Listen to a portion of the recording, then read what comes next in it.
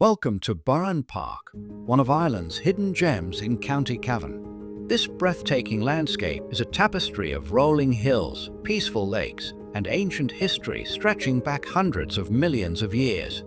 The Burren Park is home to some of the oldest rocks in Ireland, dated at an astonishing 895 million years old. Just imagine, these rocks were formed long before the first plants or animals walked the earth. But the wonders don't stop there. Scattered throughout the park are mysterious megalithic tombs, passage graves, and wedge tombs that are older than the pyramids of Egypt. These ancient monuments were built by Ireland's earliest settlers, leaving behind a sacred landscape that still captivates us today.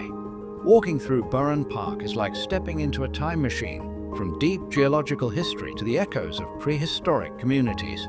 Whether you come for the peaceful trails, the wildlife, or the stories written in stone, Burren Park is a journey into Ireland's ancient soul.